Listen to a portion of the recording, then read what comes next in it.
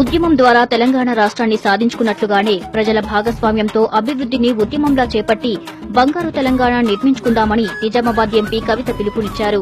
గ్రామాల అభివృద్దితోనే బంగారు తెలంగాణ సాధ్యమవుతుందని చెప్పారు. నిజామాబాద్ జిల్లా ఆర్మూరు మండలం ఆలూరులో నిర్వహించిన మన ఊరు మన ఎంపీ కార్యక్రమానికి ఆమె హాజరయ్యారు.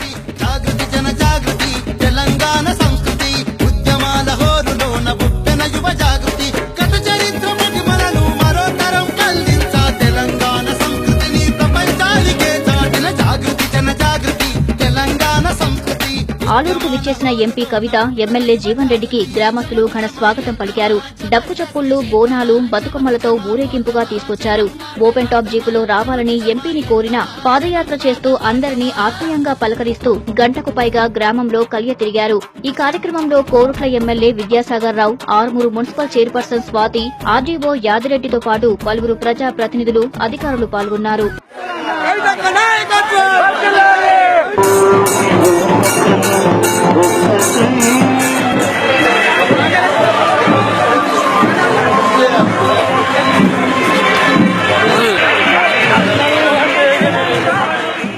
గ్రామస్తులతో 2 గంటల పాటు ముఖాముఖిలో పాల్గొన్న ఎంపీ కవిత వారి సమస్యలను సావధానంగా ఆలకించారు. అప్పటికప్పుడే కొన్నిటిని పరిష్కరించారు. మిగతా వాటిని త్వరలోనే పరిష్కరిస్తామని హామీ ఇచ్చారు.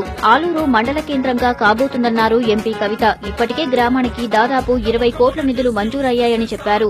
ఆలూరు ప్రభుత్వ పాఠశాలలో 10వ తరగతి చదివి 10 జీపీఏ సాధించిన వేల్పూరు అక్షయకు 50,000 నగదు బహుమతి అందించారు. మహిళల పట్ల, యువత పట్ల, మన ఆరోగ్యం పట్ల, రోడ్ల పట్ల అన్నిటి గురించి కూడా సమగ్రంగా ఆలోచించండి అని చెప్పి నేను రిక్వెస్ట్ చేస్తా ఉన్నాను. అదేవిధంగా ఎమ్మెల్యే గారు నేను ఇంతకుముందే అనుకున్నాం 25వ తారీఖు నాడు మన హైదరాబాద్ లో తెలంగాణ భవన్ లో మొత్తం ఆర్మూరు నియోజకవర్గానికి సంబంధించి డెవలప్మెంట్ కి సంబంధించి మీటింగ్ పెట్టుకుంటా ఉన్నాం.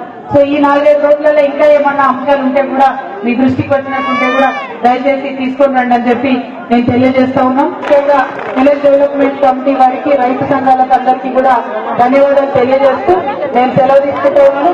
Thank you. జై తెలంగాణ.